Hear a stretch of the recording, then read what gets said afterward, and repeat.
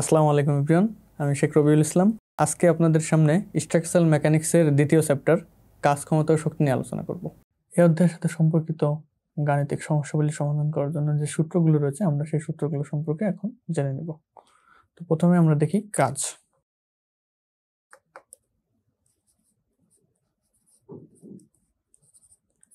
কাজ ডাব্লিউ সমান F S এবং কাজটি যদি বল প্রয়োগের দিক যদি থিটা কোণে হয়ে থাকে সেক্ষেত্রে আমাদের কাজ সমান এফ এস কস থিটা। আবার ডাব্লিউ সমান আমরা লিখতে পারি এমজিএস, যেখানে আমাদের বল এফ সমান এমজি। আবার কাজকে আমরা বল এবং বেগের গুণফল হিসেবে প্রকাশ করতে পারি, অর্থাৎ কাজ ডাব্লিউ সমান এফ ভি। এবং আমরা জানি কোন একটি বস্তু তার গতিশক্তির জন্য কাজ করার ক্ষমতা লাভ করে, সুতরাং আমরা এটাও লিখতে পারি যে গতিশক্তি সমান কৃত কাজ।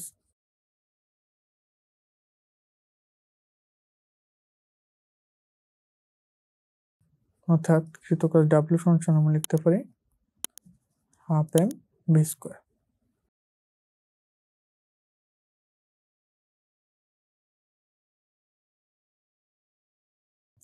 গতিশক্তি বা kinetic energy K E is equal to half M V square এবং স্থিতিশক্তি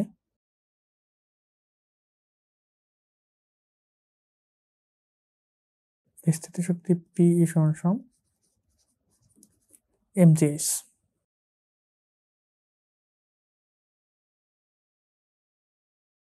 আমরা লিখতে পারি ক্ষমতা পি সমান ডব্লিউ বাই টি,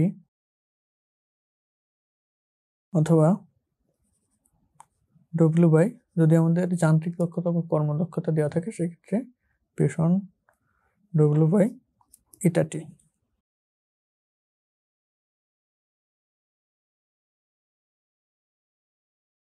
এবং আমাদের যান্ত্রিক দক্ষতা ইটা সমান আমরা লিখতে পারি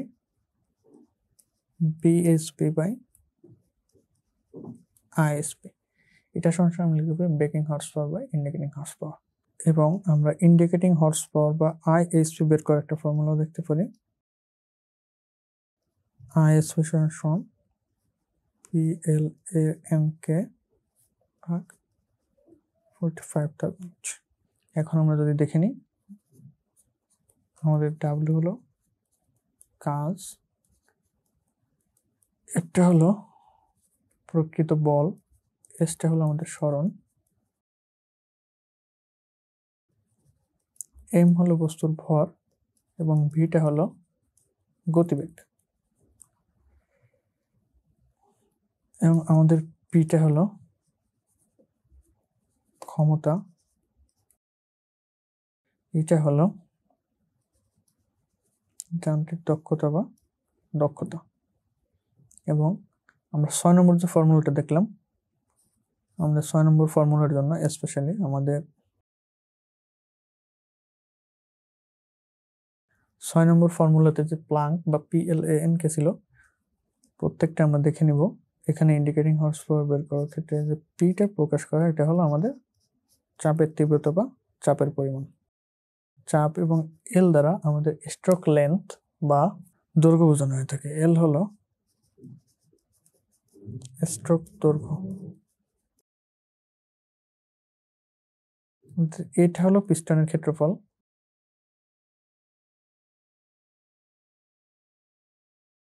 আমাদের এনটা হলো ঘূর্ণন সংখ্যা বা নাম্বার অফ রেভলিউশন।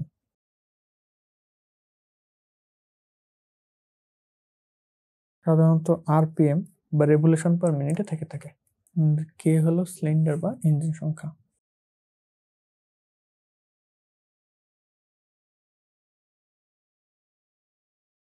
আমরা দেখে নেব আরপিএম বলতে আমাদের বোঝাচ্ছে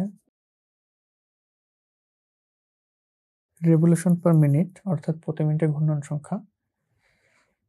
এছাড়াও আমাদের ক্ষমতার যে একটা একক ব্যবহার করা হয়ে থাকে, সাধারণত অশ্ব ক্ষমতা বা এইচপি ব্যবহৃত হয়ে থাকে। সাধারণত প্রাচীনকালে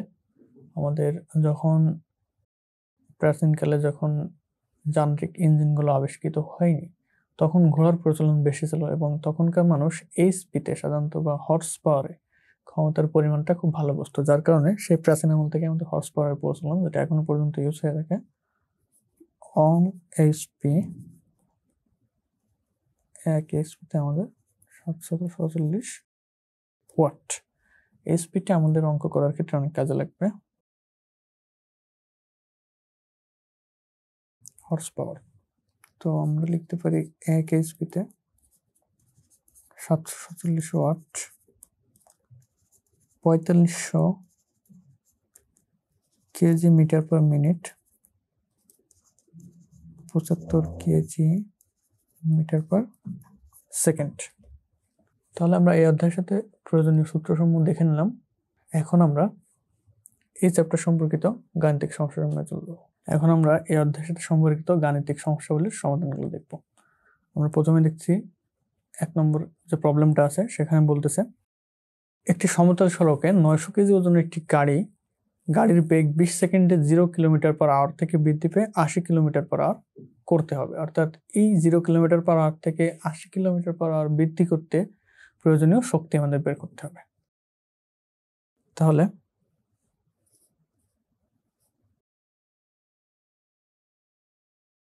আমরা প্রথমে আমাদের গিভেন ডাটাগুলো আমরা দেখে নিব। তো আমাদের দেওয়া আছে গাড়ির ভর m = 900 কেজি এবং আমাদের যে বেগটা 0 থেকে বৃদ্ধি করে 80 কিলোমিটার পার আওয়ার করতে হবে। সুতরাং 80 কিলোমিটার পার আওয়ার। তো আমরা জানি শক্তি P = W/T, যেখানে W হলো আমাদের কাজের পরিমাণ এবং T টা হলো সময়।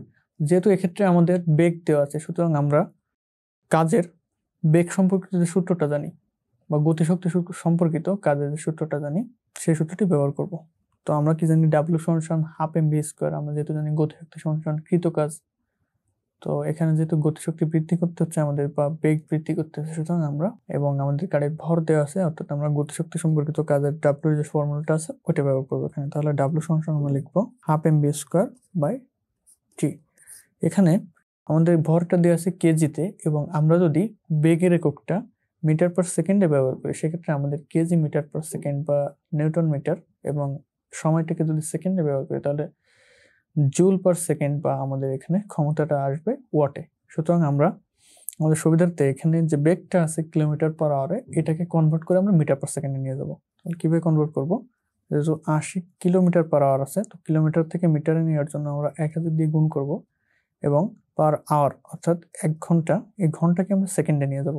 একে 60 দিয়ে গুণ দিলে মিনিটে আসলো এবং আরেকটা 60 দিয়ে গুণ দিলে কিন্তু এইটা আমাদের সেকেন্ডে চলে আসতেছে। এখন আমাদের ইউনিটটা হয়ে গেল মিটার পার সেকেন্ড।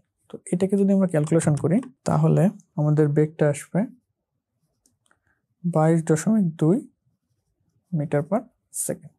ওকে, এখন আমরা ফর্মুলাতে যদি মানগুলো বসিয়ে দিই তাহলে হাফ, আমাদের এম এর মানটা হলো 900 কেজি এবং বেগটা পেয়েছি 22.2 তার স্কোয়ার, এবং আমাদের এখানে সময়টা দিয়েছিল 20 সেকেন্ড। তো আমরা যদি সময়টা বসিয়ে দিই এবং এখন যদি আমরা এটাকে ক্যালকুলেটরের সাহায্যে ক্যালকুলেশন করি তাহলে আমাদের ক্ষমতার পরিমাণটা আসবে 08.89 ওয়াট। এখন আমরা সাধারণত ক্ষমতাটাকে হর্স পাওয়ার বা এসপি ইউনিটে প্রকাশ করে থাকবো অঙ্কগুলোর ক্ষেত্রে। সুতরাং আমরা জানি 1 হর্স পাওয়ার = 746 ওয়াট। অতএব আমরা এখান থেকে এটাকে 746 দিয়ে ভাগ দিয়ে আমরা এটাকে ওয়াটে নিয়ে নেব 746। তো এটাকে যদি আমরা ক্যালকুলেশন করি তাহলে আমাদের আসতেছে 14.89 এইচপি বা হর্স পাওয়ার। অতএব আমরা আমাদের ক্ষমতা P = পেয়ে গেলাম 14.89 হর্স পাওয়ার। এটাই আমাদের অ্যান্সার। খুবই সহজ অঙ্ক ছিল, আশা করি আমরা সবাই বুঝতে পেরেছি।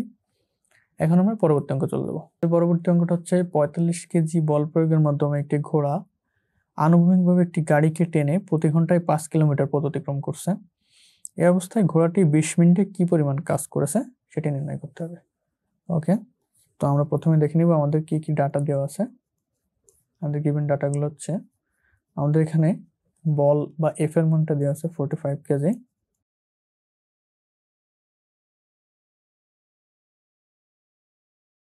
এখানে বলছে যে ঘোড়াটি প্রতি ঘন্টায় 5 কিলোমিটার পথ অতিক্রম করতেছে, অর্থাৎ ইনডিরেক্টলি এটা আমাদের বেগের কথা বলা আছে, অর্থাৎ আমাদের বেগ ভিটা দেওয়া আছে 5 কিলোমিটার পার আওয়ার, এবং আমাদেরকে বের করতে হবে এই ঘোড়াটা 20 মিনিটে কি পরিমাণ কাজ সম্পন্ন করবে। W function hot. তো সেক্ষেত্রে আমরা শুরুতে যেটা করব সেটা হচ্ছে আমাদের যে ভেলোসিটি বা ভিটা দেওয়া আছে কিলোমিটার পার আওয়ারে, এটাকে আমরা কনভার্ট করে মিটার পার সেকেন্ডে নিয়ে আসবো। তাহলে আমরা কনভার্টটা শিখেছি।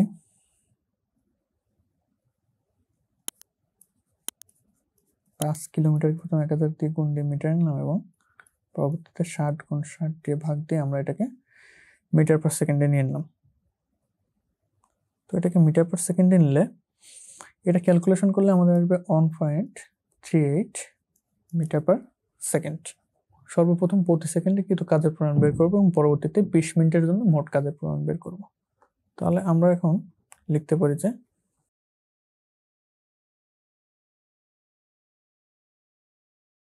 প্রতি সেকেন্ডে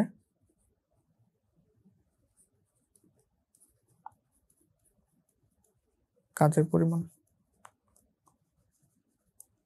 এখানে যেহেতু আমাদের বল দেওয়া আছে এবং ভেলোসিটি বা ভি দেওয়া আছে, সুতরাং আমরা বল এবং বেগ সম্পর্কিত কাজের যে সূত্রটা জানি, ওই সূত্রটা আমরা এখানে ব্যবহার করব। আমরা জানি ডাব্লিউ সমান এফ ভি। তো আমাদের এফ হলো 45 কেজি এবং আমাদের ভি হলো 1.38। তো এখানে আমাদের বলের এককটা ছিল কেজিতে এবং বেগটা ছিল মিটার পার সেকেন্ডে। তাহলে আমরা এই দুইটাকে যদি গুণ করি তাহলে আমাদের আসবে 62.1 কেজি মিটার পার সেকেন্ড। আমরা প্রতি সেকেন্ডে কাজের পরিমাণ বের করে ফেললাম। তাহলে আমরা এখন 20 মিনিটে কি পরিমাণ কাজ করবো সেটা নির্ণয় করবো। অতএব 20 মিনিটে কাজের পরিমাণ।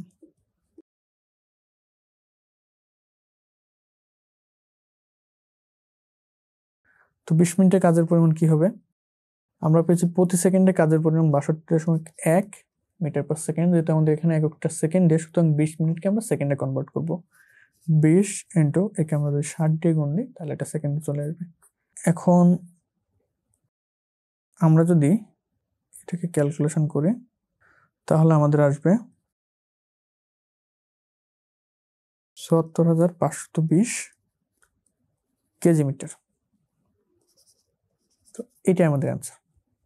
তাহলে আমরা এখানে 20 মিনিটে কৃত কাজের পরিমাণ পেলাম ৭৪,৫২০ কেজি মিটার। ঠিক আছে, আমরা সবাই আশা করি 2 নম্বর অঙ্কটি বুঝতে পেরেছি। তো এই ছিল মোটামুটি